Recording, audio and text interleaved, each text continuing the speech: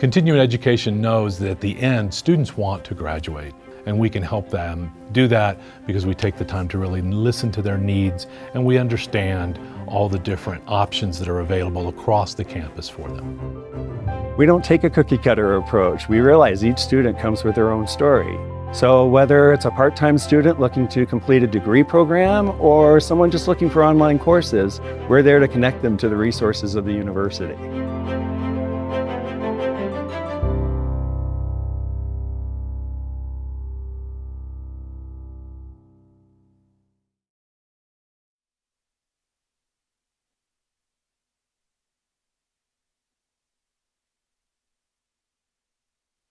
Place. Do you have any particular lineup in mind? You're here, and Yes, here's that the time. meaning I'm the next speaker or what? Yeah. I'm calling you last. Okay. You need to get settled in. So maybe the most experience out of all of us. Great. What are you talking about? Forever. Great to see you too. Okay. I think we met at the Highland Club and We you were talking. did, we did. So I'm so happy to see you. And actually, Exact same thing. Mayor Harold over at my place the other day, and she was saying, "Oh my God, you've got to get together with them." And I said, "Yeah, when I catch a minute, I'd be happy to." You know how you So feel, for sure. I'm gonna turn my phone off. Umbrellas, one sock and one glove. Indeed. Are you guys ready? Contributed plenty. I'm going to kick us off here. Good morning, everyone. Good morning.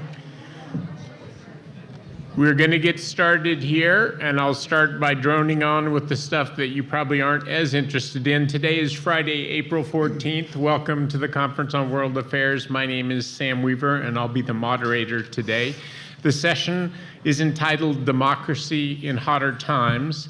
And before we move on to the subject, I would like to start with the land acknowledgement. I'd like to acknowledge that Boulder is on the ancestral homelands and unceded territory of indigenous peoples that have traversed, lived in, and stewarded lands in the Boulder Valley since time immemorial. Those indigenous nations include the Apache, Arapaho, Cheyenne, Comanche, Pawnee, Shoshone, Sioux, and Ute. And another thing that I would like to mention is that in our session today, we would like to make sure that everyone has the opportunity to ask questions, and we're going to handle Q&A a little differently than it's been handled in the past at the CWA. The end of the discussion, the last 20 minutes, will be focused on your questions, and we'll be using a note card system to get questions from the audience.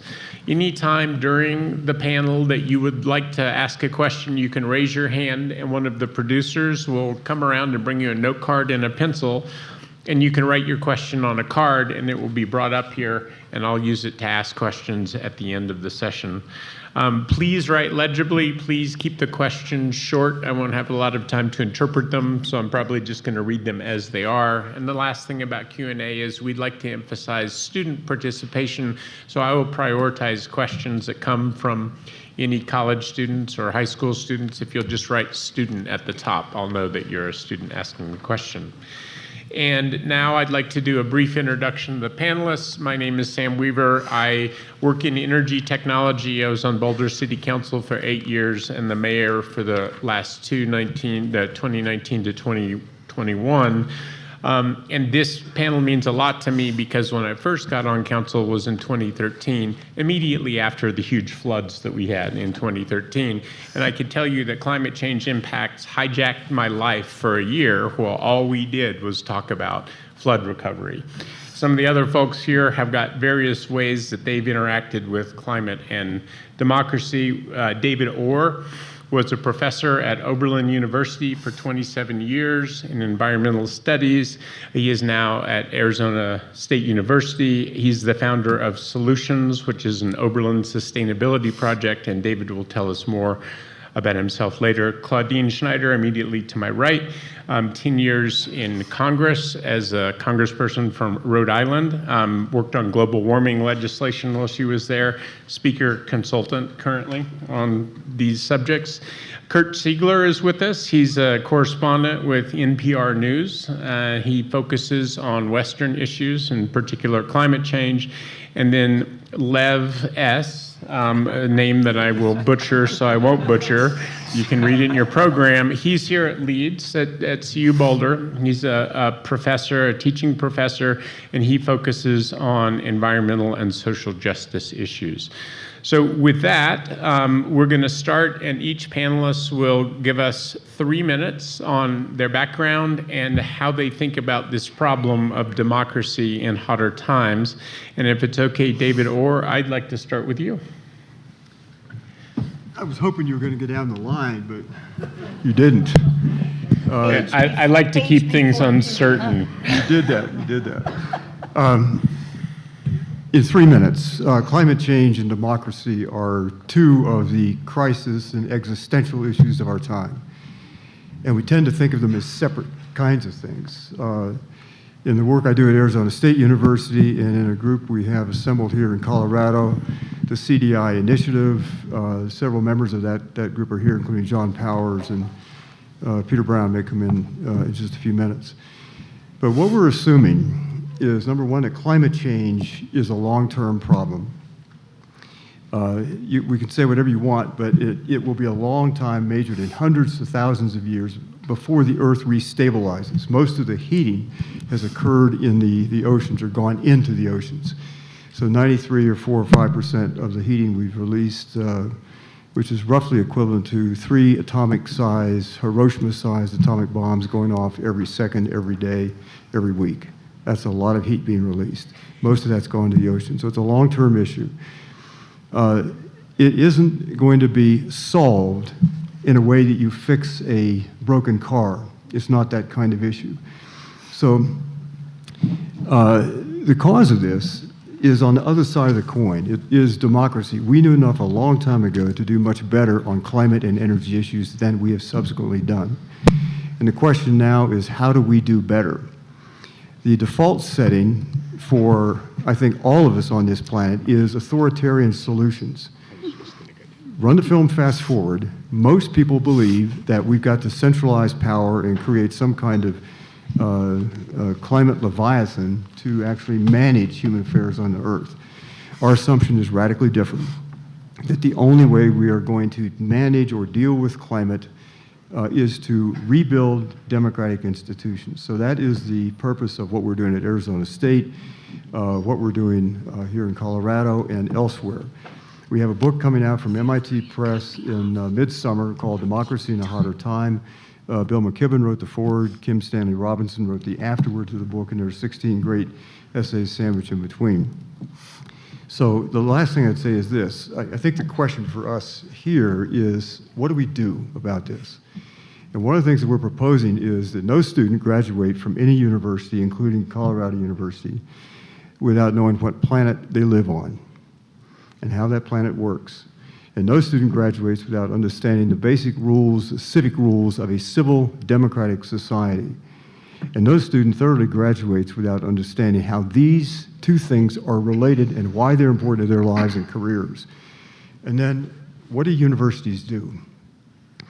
Yesterday at a panel, I suggested getting rid of your football team and saving yourselves a lot of money. That was not, well, there are a few of you that support the idea, but universities are combinations. It's an organization with basically 11 purposes, from teaching all the way out to alumni affairs.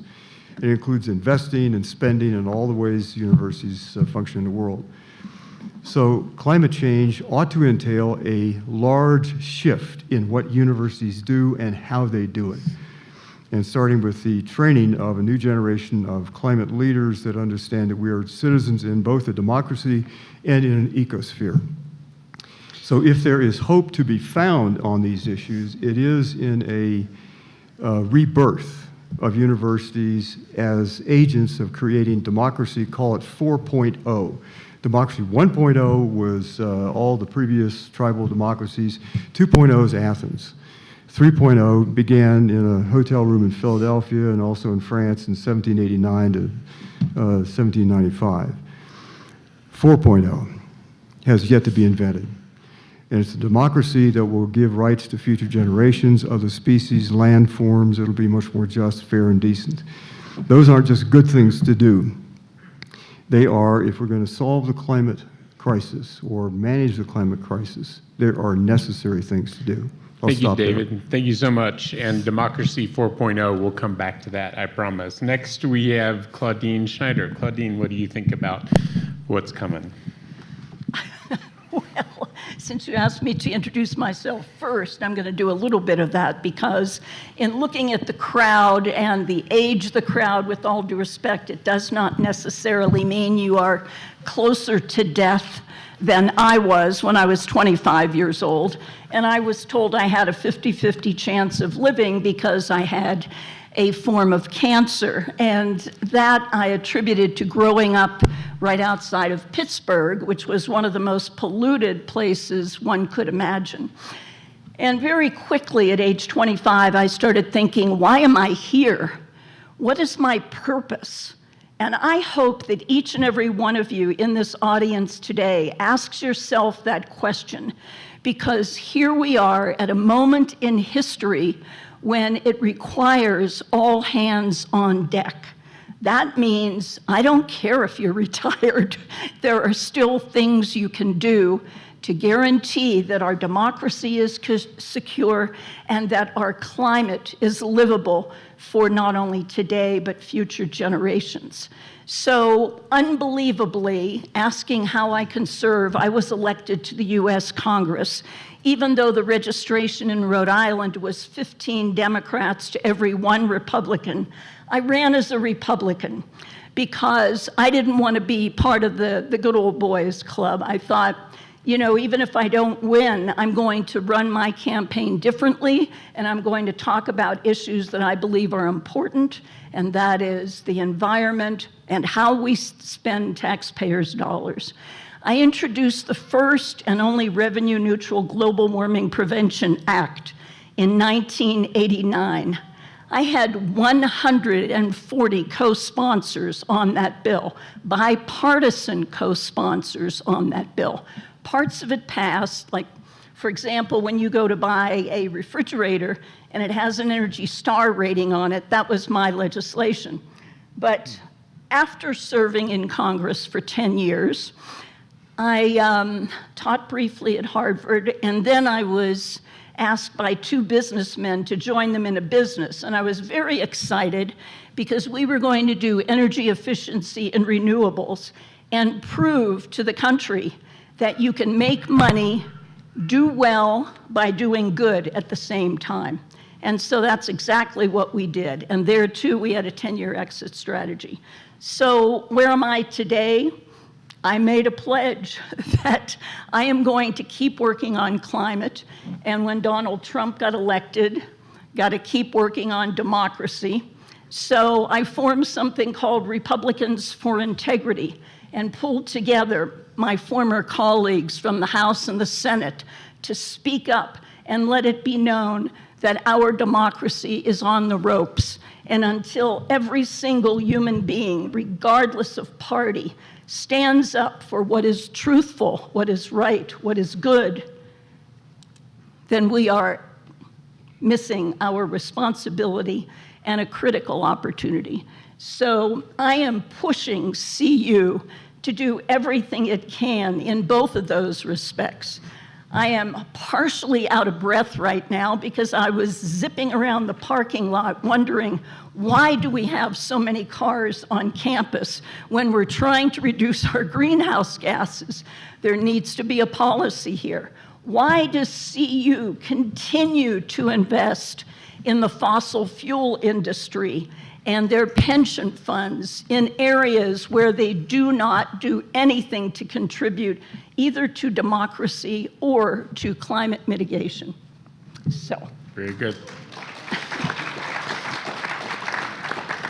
That's a very inspiring background. Thank you very much. And Kirk, tell us a little bit about where you sit before we go to where you stand. Okay, well, thank you. I'm a reporter, so of course I can't tell you where I stand, but I'm sitting, so I'm good.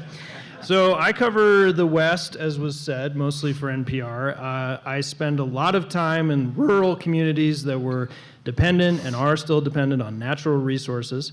And I would say that climate change touches just about every story we're doing these days in the West. But I was going to kick this off by traveling far away from the West, which I did a few months ago, and I went into the Amazon, the Brazilian Amazon. So you might be thinking, why is the Western correspondent going to the Brazilian Amazon? Hopefully I'll get you back there and answer that in 3 minutes. But if I was thinking of bringing it up as an example when we're asked to talk about how climate change is threatening democracy, a great place to zero in on is the Amazon, which is being deforested at a record rate, in particular under the former Brazilian president, Jair Bolsonaro, who's now residing in no other place but Florida. But he presided over a period of record deforestation, and that's not to say it wasn't going on before Bolsonaro took office or took power in Brazil. But you also, when you travel there, you also see that what is also going on is that many people, and you can make an argument about being preyed upon or in vulnerable situations, but a lot of people who live there, and the Amazon is not just a jungle, there are a lot of people living there. There's a city of 2 million people there, Manaus, and people are dependent on the land. Many indigenous people are dependent on the land. They're dependent on logging and, to some extent, mining. But that has been going on at a record pace, and the amount of enforcement has dropped. And so people are forced into positions where they have no other choice but to deforest the Amazon to survive. So I think you might see some of that corrected a bit under the Lula, the new president. But I think there's a portent there, if not maybe even a parallel to what might be coming soon here in the American West, if not it has already begun. These are communities, rural, natural resource dependent towns that are experiencing a lot of wildfires as a result of forest management decisions, but also climate change and drought crippling the forests. The river, the Colorado River and its tributaries are at record low flows, this year notwithstanding.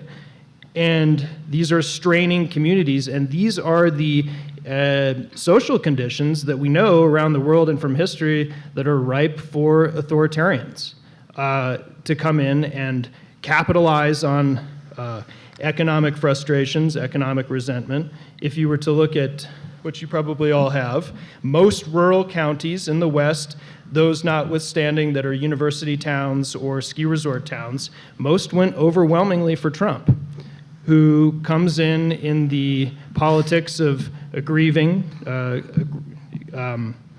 and these are the kinds of conditions when people are facing that authoritarians can capitalize on. So I guess to bring it back to home, there are many examples where this may not happen, but I think it is what's happening in Brazil and all around the world where we're seeing people in very desperate situations, in part or largely as a result of climate change and a changing, erratic climate, are really straining places, and I think there is a connection to be made, and it's one we ought to watch. Thank you very much, Kirk. And I'll turn to Lev for the last word. Lev, tell us a little bit about your background and how you think about the problem of democracy in hotter times. Thank you very much. Sitting next to David and Claudine and Kirk, I'm humbled by being part of this panel. So thank you for all of the work that you're all doing, and Betsy and DeSam and all the organizers. It's refreshing to see so many young people in the audience. I'd love to see more. But I'm hoping that this is speaking to David's focus as well of thinking about the university as an agent of change. So I am specialized in environmental justice, social justice, and a lot of my research has focused on public health concerns, inequities in our responses, and this clearly is tied to issues of climate change. But I really like this panel that gives me a chance to step back from what I focus on to think about some of the broader implications. So the way I view climate change, beyond being the greatest public health crisis we have ever faced, is thinking about how our responses are threatening democratic values, not necessarily institutions per se, but the values themselves. So I look, for instance, at the disproportionate risk and harm. We don't need to go too far to see cases of environmental discrimination, Jackson, Mississippi, with undrinkable water still as a consequence of the flooding, which has been tied to climate change, lithium mining in Bolivia and Argentina, cobalt mining in the Democratic Republic of Congo, and the concern about child labor. We can imagine instances, or we can find lots of instances where we have vulnerable groups that are at disproportionate risk of harm. Even in Louisville, where I live, I serve on our Louisville Sustainability Advisory Board. The city is considering a moratorium on the construction of new gasoline stations with the hope that it will prompt folks to invest in electric vehicles.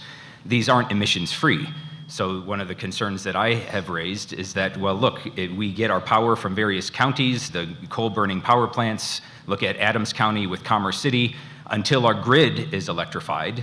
All we're doing as affluent communities is outsourcing those emissions. And so we need to be mindful of these inequities.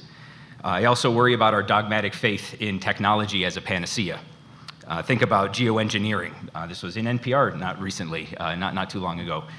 We are geoengineering, trying to create storm clouds to address the issue of lack of water and drought in the western part of our country.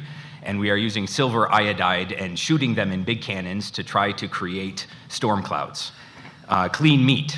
We are taking cells of actual animals and we are creating meat in the lab.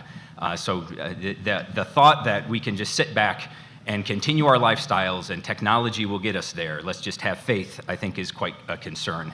Electrification too. All of the investment in solar panels and electric vehicles. These are part of the solution, of course, but I'm worried that we as a community need to adopt better responses, value-based assessments of our own contributions to the problems and the solutions that we can help to bring about. Prioritization of individualism, for instance, over our obligations to our community. I'm seeing the consumption habits, they're not changing. Louisville, just a year and a half ago, experienced the Marshall Fire, attributed to climate change, drought, lack of snowfall.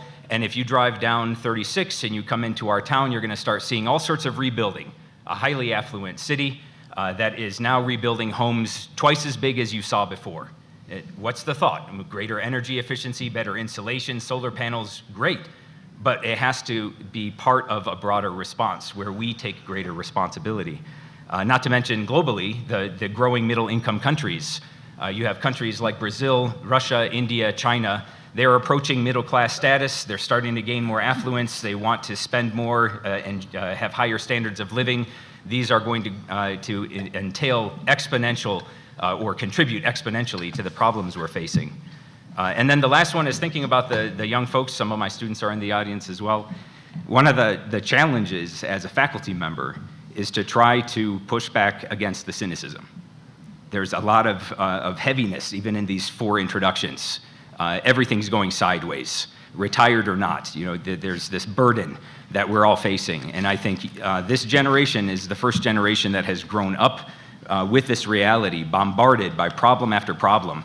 And I think that one of the things that we need to conscientiously do is to try to emphasize the importance and significance of the incrementalism that defines our political system as creating stability in our democracy, and that we don't need to be too discouraged to emphasize those meaningful achievements we have made to give our younger generations a sense that there is progress to be made. Wonderful. Thank you very much for that. And I'll remind everyone, raise your hand if you want to write a question down and send it up this way. For the next phase here, I'm going to ask questions to seed conversation among the panelists, but we're looking forward to yours as well.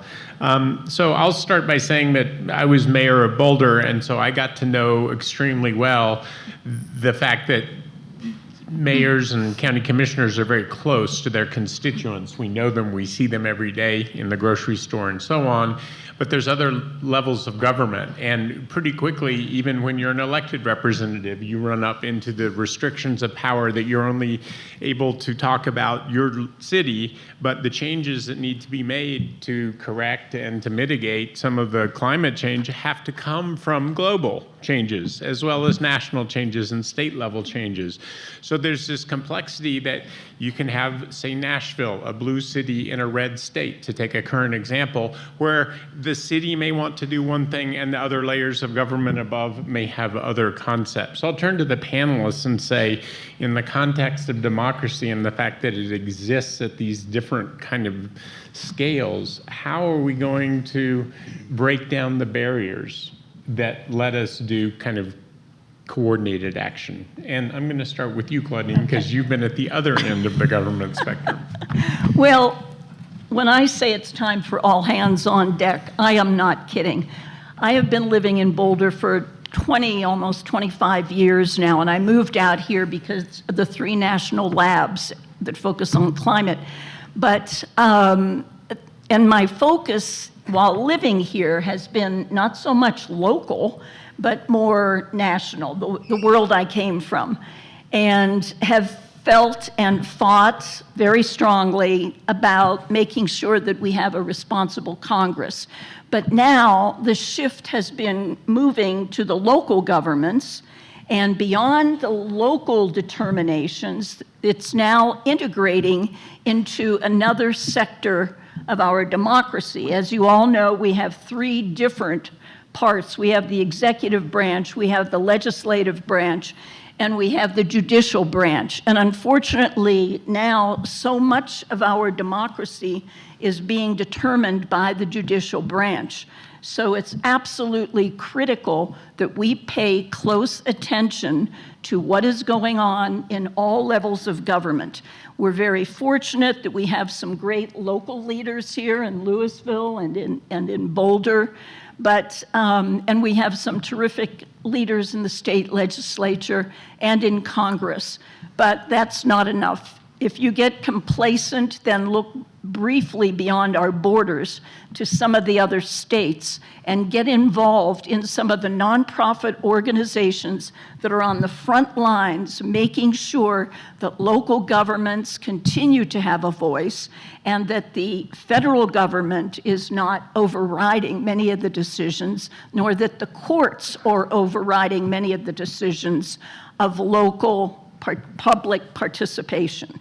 That is what democracy is all about, and that's what we need to protect against right now. So we need to look at all different levels, not just in Colorado, but beyond. And there are many great nonprofit organizations. I'm happy to recommend a few that you would want to be a part of, either financially and or otherwise.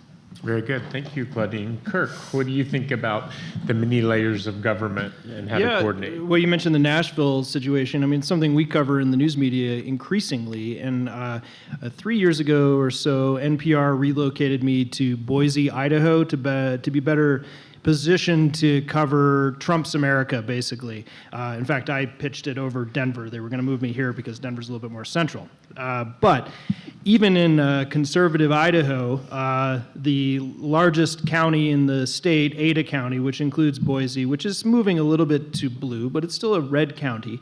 But they, for years, have had an emissions testing requirement, and the state Republican supermajority-controlled legislature just overturned it. And these sorts of actions by people who once professed they were in favor of local control are happening all around the country. It's difficult to cover, but I think that probably is a thing that is above my pay grade that probably other people are working on. But that's certainly something we see a lot. I would qualify also by saying that in my day-to-day job talking to quote-unquote regular people, a lot of people do not have time to think about this stuff. A lot of people are struggling to make ends meet. They're being, like you said, like Lev said, bombarded with bad news and maybe some disinformation as well.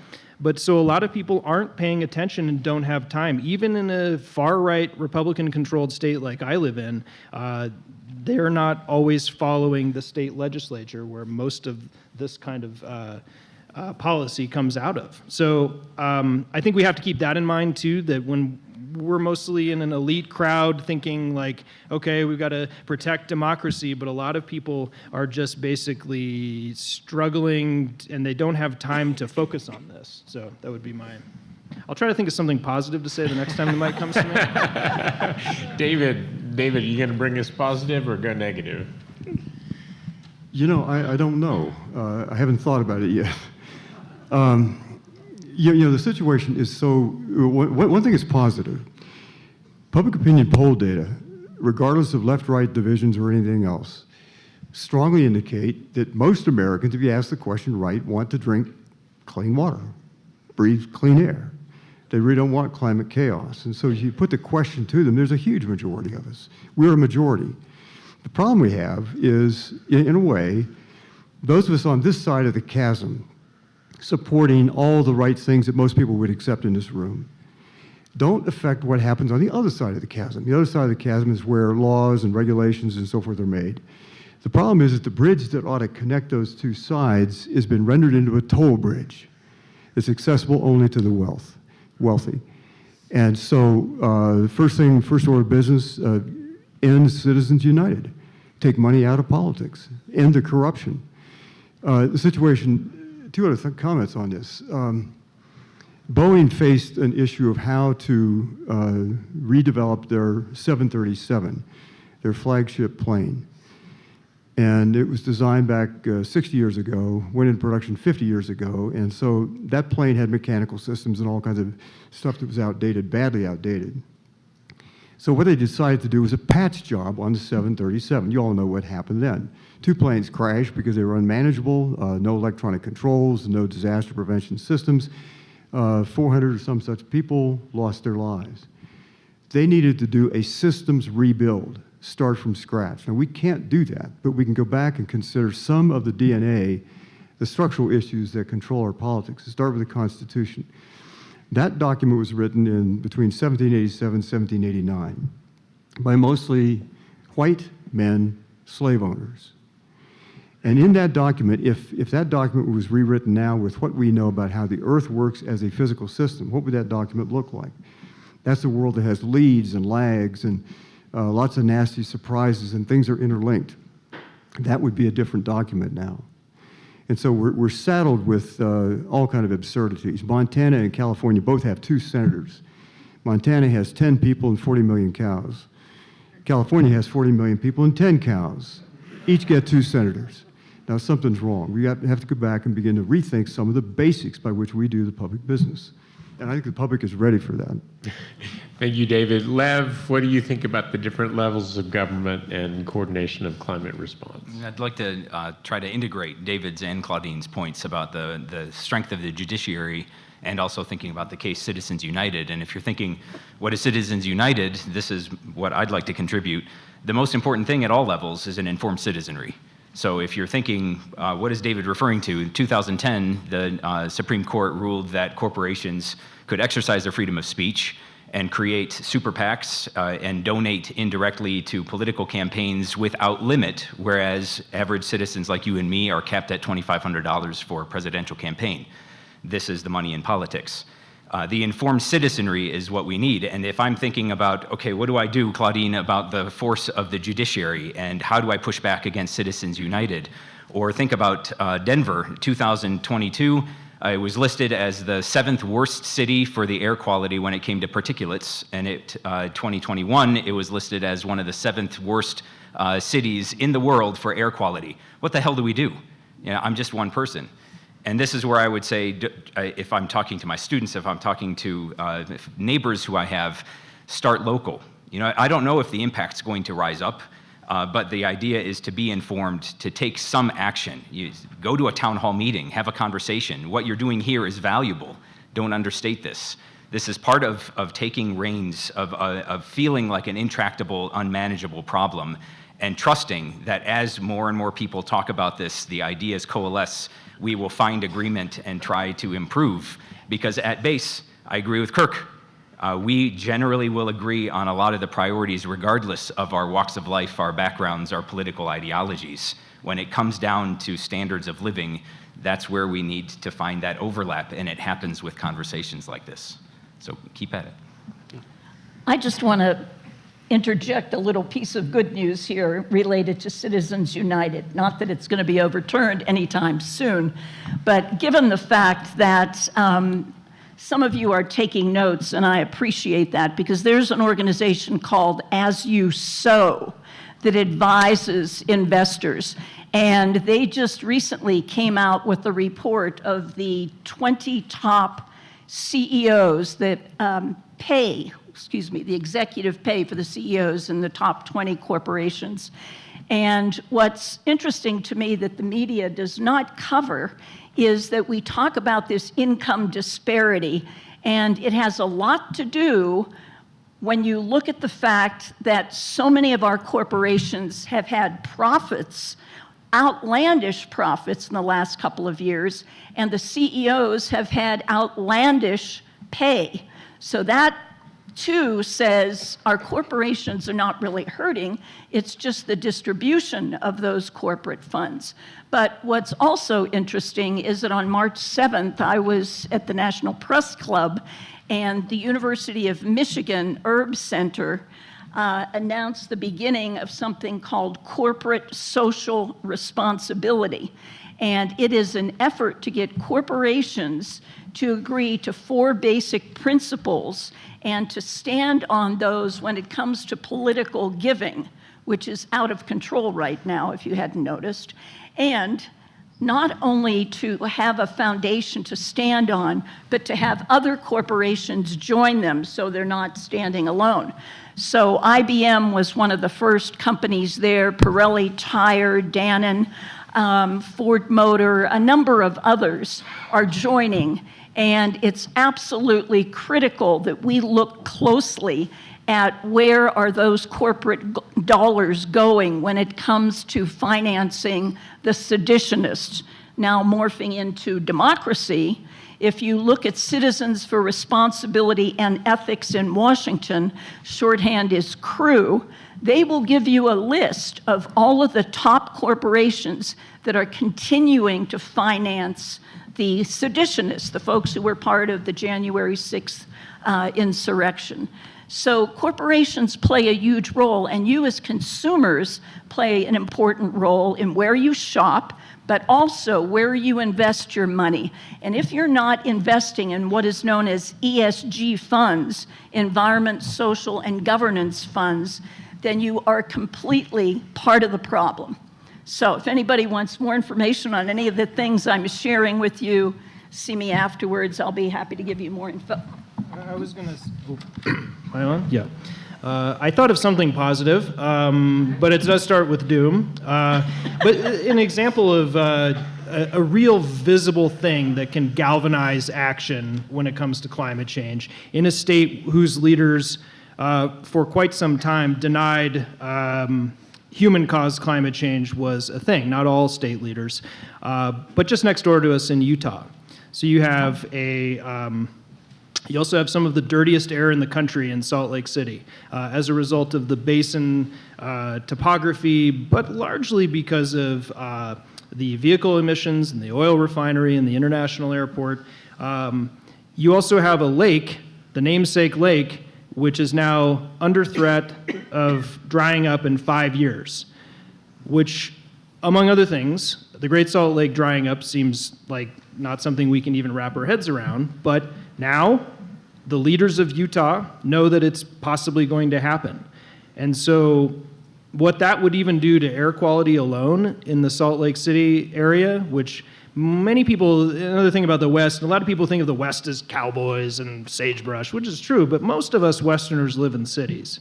And most of the West is big cities. Salt Lake City the area has 3 million people.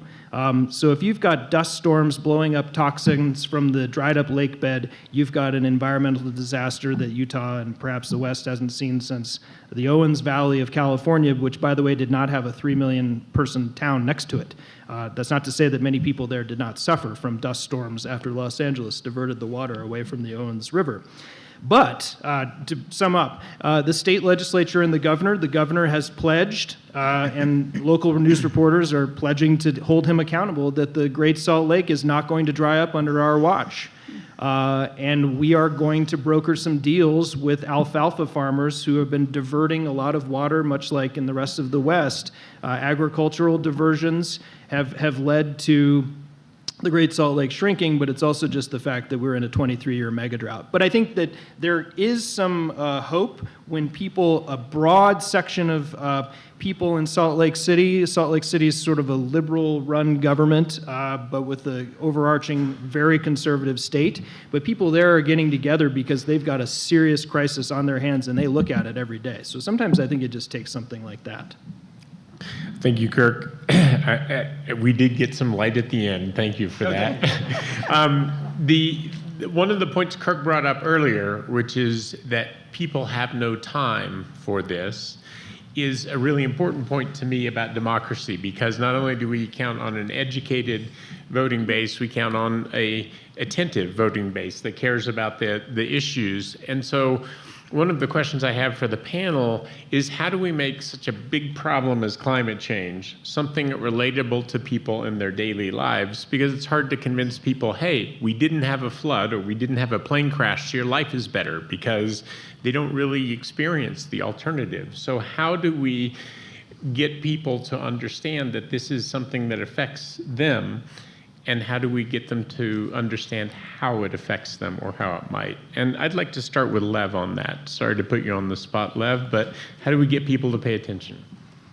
Well, short of crises, I mean, there's also this anticipation that, look, we'll get through. You know, you look at Cape Town. My students in my environmental sustainability class just wrapped up a discussion on water sustainability. And look how they came together and they reduced their water consumption by 50% so quickly. Luckily, the rains came as well, so we can't attribute everything to the individual behavior changes. But I trust that it doesn't take a crisis to bring us together. Maybe as we're seeing the problems unfold, we will act more rapidly. But I still lean on the idea of an informed citizenry. The work that Kirk does, for instance, is invaluable. The work that David does with publishing, the work that Claudine does in reaching constituents. These conversations need to happen, and if people aren't able to take the time, I'm trusting at least that in those closer circles, the local efforts, knowing the problems that we face, that those conversations will sort of trickle out, and we will be able to make some broader changes. But I think that in some way or another, these issues need to be the expectation of folks who are experienced with these topics, folks like you who are interested in these topics. It is demonstrating to people who know you why you care about these topics that is going to help broach those conversations. I'm still wrestling with some of the cynicism myself of the cost-benefit analysis and how to get people really changing their behavior. But some way or another, it is reflecting on the problems that face our local communities that I think are the best way to get those conversations started. Excellent. David? I think the problem for education, in a way, students know all the stuff we talk about. They know all the bad news. And what they don't know is what they do about it. And the question for us is, how do we introduce them to a world where hope is still possible and where you can have a career and a life being on the right side of the issue? And I think the worst thing that we do is give false hope, feel-good hope. And so how do we begin to develop a teaching mechanism that draws students in and gives them something to do? Let me give an example. In Oberlin, back in the early 1990s, we started a project to develop a building. We needed a building for the environmental studies program, and we started a project that involved about 250 students. And the first thing we did was to say, okay, what kind of building do you want? What's the building program? What's it do, and what's it do in the world? And I mentioned yesterday, one of the panels, that they had fairly strict standards. They wanted a building that caused no ugliness, human or ecological, somewhere else at some later time. Think about that. That's like truth, beauty, and justice. You try to strive to get there, you're never going to quite get there, but that's the goal. You got to do that. And then they wanted a building that was powered entirely by sunlight. And my response back to them is, you know, where you live, Oberlin, Ohio, is as cloudy as Seattle. And they wanted a building, zero discharge building. You flush a toilet and no wastewater leaves the building. So one of the options was put the toilets in another building. Or just be more disciplined about things. Nancy Reagan's solution, just say no. But what the building did, and we did it, It's 14,200 square foot building. It was the first entirely solar powered zero discharge building on a U.S. college campus. We now replicated that in a 105,000 square foot hotel, entirely solar powered, again in Oberlin, platinum rated. But what happened here was interesting. It wasn't the building that was important, it was the effect on students' minds. All of a sudden, they could begin to see something that was tangible. In 14,200 square foot building, you can get your mind around that. Climate change, in some ways, is too big to get your mind around. It's just too exhaustingly large, but a building you can understand. And then they could see, they worked with people from Bill McDonough to people from NASA and Amory Lovins and a whole bunch of heroic people, and they now had a face to put on the word courage. They could understand that. They were their friends, and they collaborated on this building that took about 3 years to design and build. And then they went out, they could see their place in the world. They went out into the world, and a lot of the kids went off into things like development of the right sort, philanthropy, writing, but they could begin to carve out careers that would help change the world in enough. But imagine if every university said, okay, we want a pedagogy that engages young people in solutions and get away from optimism or pessimism. We can't deal with either end of that. Just do things, roll up your sleeves and begin to do things. So if there's hope, I said yesterday in one of the panels that hope is a verb with sleeves rolled up. It means if you're hopeful, you'll do something. And our job in the education world is, I think, to give them things to do that solve problems at a scale that is comprehensible. And even at that scale, they learn the discipline of systems thinking. Systems doesn't have to be big stuff. It can be buildings where you worry about the effect of the shell, the insulation, and the glazing of the building and so forth on the budget. And you're balancing all kinds of things. They can learn systems thinking in a building or in a farm. And most every problem we have is systemic. We need a generation that understands linkages between problems. So I think the last thing I'd say is this. One of the events we did before I left Oberlin was a conference on state of American democracy. Our closing speaker was William Barber. All of you know William Barber. He's probably the best speaker in the United States. African-American, incredibly eloquent and very, very smart. Started the Poor People's Campaign. He now works at Yale. He closed his comments by saying, our ideas are too puny for our circumstances. Think about that.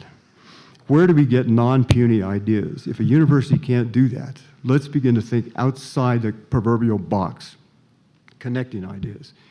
And if we're going to make it, we've got to think of things we haven't thought of yet, much in the same way that this country was founded by people, again, fallible people, slave owners, many of them, but they were thinking of how you give birth to democracy, this idea that we the people mattered.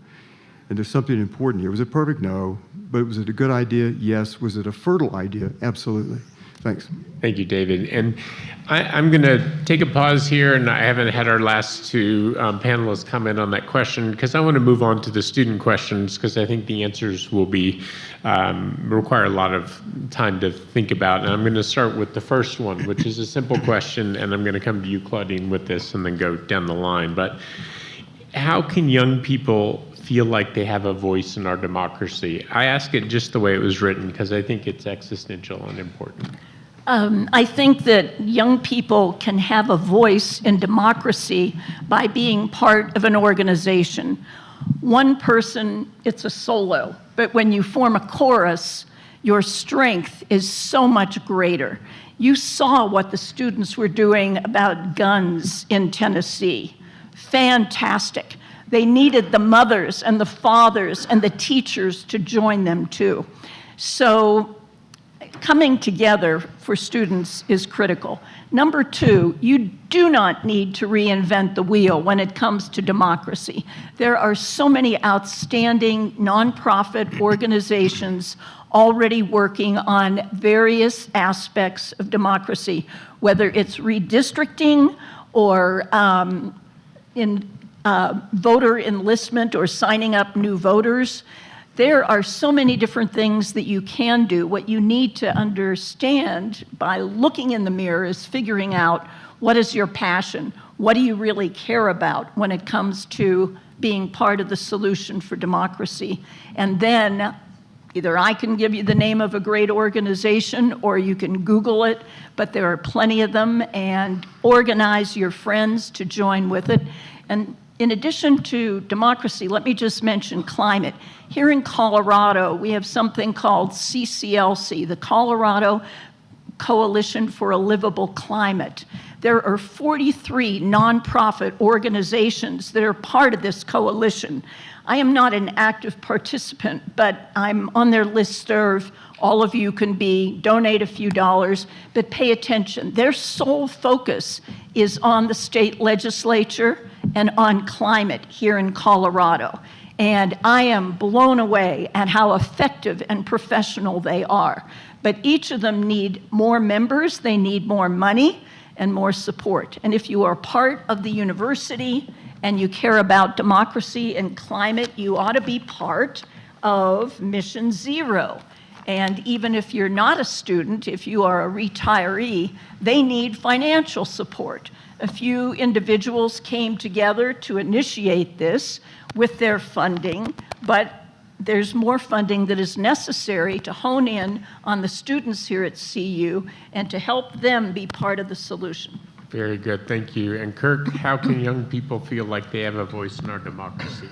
Well, I think I prefaced at the top, sometimes as reporters we're uncomfortable with big picture questions like this because it's not our role. I would say that there are quite a few inspiring movements going on of young people right in our backyard. I get pitched very frequently about a group of high school and some college students in the Pacific Northwest who have mobilized to protect, if not save, and help the tribes save the imperiled salmon.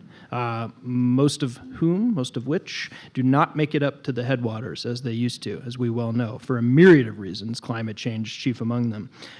There are some examples of younger legislators in rural states like Montana, 21-year-old state lawmakers. But I think that's born out of this sort of generational issue right now of younger people feeling as though they're being cast aside. I mean, most of our leaders are old and, no offense.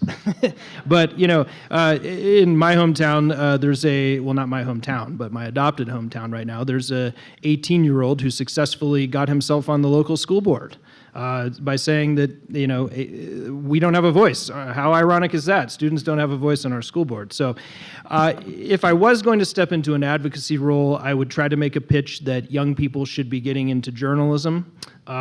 Because the odds are stacked against us right now. Every day in the headlines, there's another example of a small-town newspaper laying 15 more people off based on some decisions made in a boardroom elsewhere about cutting something. Now, this is similar to what's going on in the American West, where decisions are being made in other countries sometimes that affect small-town communities. But hopefully, we are going to come up with a way to start funding local news operations in a more robust manner. There's an example in Colorado here called the Colorado Sun that gets held up quite a bit. It's still fledgling, but I gather it's having some success at that. So I think that's how we might address the trust and the gap issue if we could get some more people getting into journalism and working local news, because people still trust, based on surveys, tend to trust the local reporter more than the national reporter. And there's good reason for that, but what if there's no local reporter anymore, which is the case in many of these places? So I'm increasingly, as a reporter, speaking to an echo chamber because of the hyper-partisanship in American politics and American news media. But I think if there's a way forward, hopefully more younger people will be getting into journalism. Don't read the headlines. There is a future, but I think that's one way we could address this. David. I think I agree with all that. I think the question for me is, what is the role of higher education in dealing with that question? And so, again, back to the standard we started at ASU, Arizona State University. No student, whatever your major, can graduate without understanding Earth system science, what planet you're on and how it works, period. So when Amy Coney Barrett, I do mean to be political here, at her hearing in Washington was asked about climate change, she said, well, she'd heard of it, but she didn't really have an opinion about it, didn't know much about it. How do you get out of a law school without knowing what planet you're going to practice law on? Come on. How does that happen? And so lawyers, business people, everybody needs to know how the earth works as a physical system and how their decisions in lives are going to affect it. So my response to that is, let's make sure if citizens, if young people have a voice, it's an informed voice. They know some things. And not just about how the earth works physically, but how democracy is important. Now, this is the rub, because most people don't see democracy as an effective way to do the public business. And it is messy, it is slow, and it's never done. But the point is, let's educate people, let's put civics back in the curriculum, both in public schools and also in the university. So nobody gets out of a university or college environment without understanding the basics of democracy and why it's important and how we're going to improve it. That's Democracy 4.0. There's a challenge. But we're not failing because people don't want to do stuff. We're not failing because it's not economic to do what we're talking about doing. We're failing because we haven't structured things, and we're wallowing in not a sea of ignorance, but with a lot of ignorance pervading important decisions. If I was to poll members of Congress, how many members of Congress, those 435 representatives, how many do you think could pass an 8th grade test on Earth system science? Or on democracy. Claudine adds, or on democracy. Well, it's even a lower number there, you know. At least it made about laws of gravity, but voting. Well, anyway, I'm off on a tangent. But how many? I mean, seriously, we have, but if you get a driver's license, you have to go and take a test. You have to know what the lights mean and what the various shapes of signs mean, and you have to know something about the rules of the road. But in politics, you don't have to know anything about the rules of the road, so you can drive the country into a ditch. And ignorance has done that. So I'm off on a tangent, and I didn't bring the little pills that keep me calm. So. Lev, if you have any spare pills, David needs some. No, I really appreciate the question, and as an educator, one of the things that I hope my students will think about, and sometimes I try to push them explicitly toward the end of the semester, is to think about the notion of being an engaged citizen. What does it mean to be a community member? This is a really unique time in young people's lives. They don't know where they're going to end up, what career they're going to be taking on, and it's exciting. And regardless of where you see yourself, I mean, for me, there's sort of two-part response to this thoughtful question, that I would encourage young people to think about the community that they envision themselves in, and then think practically about what they can do for that community. Again, try to bring it down into something that is reasonable, taking seriously David's point about not encouraging false hope. I don't know if anyone in this room, aside from Claudine, has really shaped public policy. Is that the aim? You need to create reasonable expectations for yourself so that those small accomplishments still feel quite meaningful. So for me, that's the first part. And don't understate the value that your individual actions can have on the perceptions of other people. You create that role model, you create the expectation by being engaged. So I love the idea of joining a city council, joining some advisory board of a city council, going to town hall meetings. This is low-hanging fruit. It just takes the time. Conscientious consumerism, so this came up with Claudine's point earlier. There are little things that we can do. Whether or not that's going to have a big impact, if that's how you view your voice being heard, this is sort of context dependent on what your own expectations are. My thought is, for practical sake, network. You know, faculty do this too. What can we do for our department? What can we do for our college? How can I contribute to campus initiatives? You start small. You go to a meeting, you listen, you introduce yourself, you say, I'm such and such, I've got this interest. Keep me in mind if something comes up. Network, network, network, and you get one opportunity, and then people start realizing this is someone who is trustworthy, engaged, meaningfully contributes, and they invite you to another opportunity. Some internship comes along. Fill in the blank. I mean, it's keeping eyes open, but being proactive. And I think it starts with things like this, and meet the audience, meet the panelists, chat amongst each other, figure out what those opportunities are that you might not even be aware of. It starts with those conversations. Yeah, thank you so much to everybody for those answers. I think I'll give a short answer to it. Show up. Because showing up is the first step towards all of the things that were talked about. And so being here is showing up. Thank you for that, and show up more. So I have another student question. This one comes from a student at Western Colorado University who may have written this online. But here's the question. How can the U.S. claim to be a leader in democracy when our votes are filtered through a strategic electoral college and we have a very partisan and powerful Supreme Court? So it's how can we claim to be a leader in democracy when those things are true? And how do we lead in the climate crisis with such a split country? And for this, I will start with Kirk. Come on, Kirk. I'm giving you some time to compose your thoughts, but. Well, there is a lot of, I like to think that I have a little bit more pulse on the electorate than the average Beltway-based news reporter. We're pretty centralized, even at NPR, on the coasts. But I do hear that a lot, that frustration about the Electoral College. You mentioned the senators from Montana versus California. I keep using the adopted state that I live in. Don't quote me, but the electoral power they have in a state like Idaho in the Electoral College is something close to tenfold of California. But yet California is the 6th largest, 5th, 7th largest economy in the world. So I think there are a lot of frustrations like that. I think in the news media, in some sense, the onus is on us to perhaps do a better job of shining a light on things that might be working, toward that end, like different democratic organizations and communities, people getting together from different sides of the spectrum, which is rarer and rarer these days. But I think we could be doing a little bit better job of shifting the narrative a little bit away from what you see the daily controversy that starts on Twitter and manifests through the cable talk shows that then ends up in the New York Times that then is covered by NPR, that is just this vicious cycle. And we never seem to be getting out of it. So I guess I'm hopeful that maybe there will be a little bit more attention on some of these more grassroots local efforts to change that.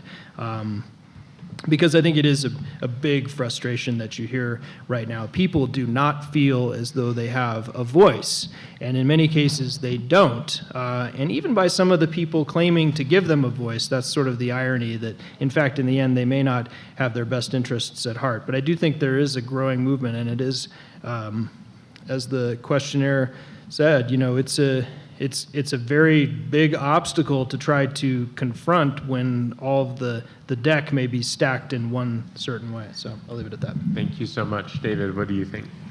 I think the question really nailed our plight, and the question is its own answer. We've got hard work to do to reform democracy, and over here is climate change. That thin white line out there on the horizon is that tsunami of climate change approaching our little beach. And if I think that we will not survive that collision of climate disaster as a democratic society. So this is a time test, as Bill McKibben puts it. We have a limited amount of time, and we've got to do a lot of reform work quickly. The good news is, I think there is a majority of Americans that would dispense with Citizens United that Lev explained, and the Electoral College very likely, and lots of other things. I think there's a majority of us here to do that. Let me add one other thing. One of the things we're trying to do in the CDI and the Arizona State work is to develop a leadership program that takes young people, sophomore year and on, accelerates their education, gives them the skills of real leadership, everything from how the earth works physically to how you organize a meeting and raise money and do a budget and all that kind of thing, and accelerate their movement into American society so they get to places of real importance sooner than they otherwise might. But to tap the leadership potential of this young generation that I think is eager to lead, let's help them in that process. And let's do it not just here at Colorado University, but at Arizona State University and every one of the 3,800 colleges and universities across the country. Let's develop a leadership program of tens of thousands of young people willing to roll up their sleeves and attack these big problems that seem so unsolvable. And after we solve them, we'll look back and realize they weren't that big a deal. It wasn't that big a deal to solve those things. And with a majority of Americans and people around the world that want us to solve it. They are solvable kinds of things. We just have to roll up our sleeves, and Claudine, I think, is exactly right. You can't do that as an individual. It's organizations that matter. Ultimately, that's the test of our ability to pull things together where 2 + 2 isn't 4, it's 22. Great. Lev, how do we lead in democracy in the presence of the Electoral College? That is a thoughtful question that I don't think this thoughtful panel can adequately answer. It's a multifaceted problem that requires multifaceted solutions, and I don't know if disbanding the Electoral College is the answer. One of the things that I try to emphasize to my students is that when I was their age, I was a quasi-militant environmentalist. And it irritated me, it aggravated me, it was unsettling and created apathy in realizing we need quick action and we need it now. Yes, absolutely we do, but we also have to, in my humble estimation, settle in for the long haul, because I mean, that tsunami is, if you want to carry that analogy, it's coming, it's here. It is, we as a species are going to persevere. We have the capacity to persevere. It might take the crisis, it might be swimming in the tsunami waters, but I'm confident that we will work through it. But I also am a strong proponent of working within the system. And so what I would say is a sort of a politician's move is to sidestep the question, to say, I don't know if we can be a leader in democracy, or if we are a leader in democracy. Yeah, I look at environmental racism in Flint, Michigan. I look at Jackson, Mississippi with the water quality. We've got the vaccine nationalism. You know, there's still a very large population in the world that has yet to receive a single vaccine for the COVID-19 pandemic. I look at gun violence. Tyree Nichols, one of the more recent headlines. Boulder was affected by the mass shooting at the King Soopers a few years ago. I think that what we need to do before we start thinking about these specific technical questions is to take a hard look in the mirror and critically, conscientiously reflect on our own shortcomings. And at that point, I hope that some of these answers will become a little clearer. But I would take issue with the premise of the question that we already are. Thank you so much. And Claudine, what do you have to say about this? I'm just going to keep it very short of pleading the fifth. But I will say that on a hopeful note, there is a group of bipartisan former members of Congress that are attempting to craft some legislation looking at the Electoral College.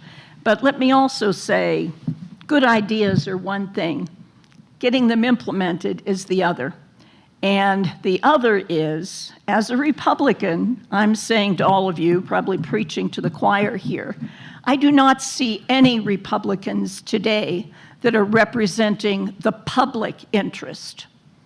They are representing special interests of either the corporate world, the churches, whatever it might be. And I think it is incumbent upon us to pick up on tsunami, to have a tsunami of Democrats who have a singular focus on problem solving, to have an overwhelming election of Democrats, to send a very clear message that this Republican Party has to reconstitute itself so people like me can feel welcomed again rather than on the outskirts. So help the Democrats get elected.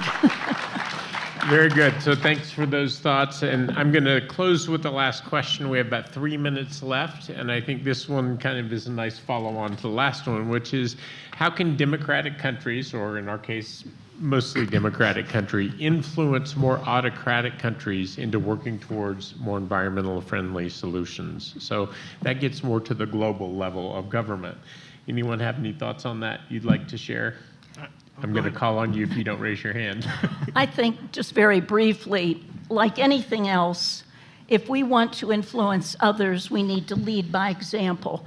So we need to get our own house in order, because for decades, centuries, people have looked at the United States for the answers, and we've had them, but now we're slipping backwards. So until we get our own house in order, we will not have much influence around the world. I was just going to say briefly, bringing you back to the Brazilian Amazon. It's also a question of consumerism. There's some hardwoods that come out of the Amazon that are very coveted in Europe and other countries, other Western nations. And China has a big interest in getting meat from Brazil. So it can all, it's sort of geopolitical too, I think, is wrapped up in this too, and where all of our stuff that we have grown to find luxurious comes from. I'm into both of those. I would add only, I think we have to reckon with money and the way money works in the system. And money overrides our preferences. Yesterday there was a report released that showed that something like $6 trillion of lending from major American banks to the fossil fuel industry goes under the radar screen. We don't think much about it, but how money works is really critical. So the old lawyer's technique of follow the money, we've got to solve that before we can move on. Very good. Well, we're at the end of our panel, and I want to thank you all for the most valuable thing you can give, your attention to the subject. And so thank you to the panelists. Let's give a round of applause to everyone. Thanks, guys.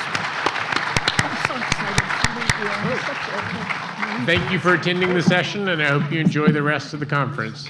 Hope I didn't disappoint.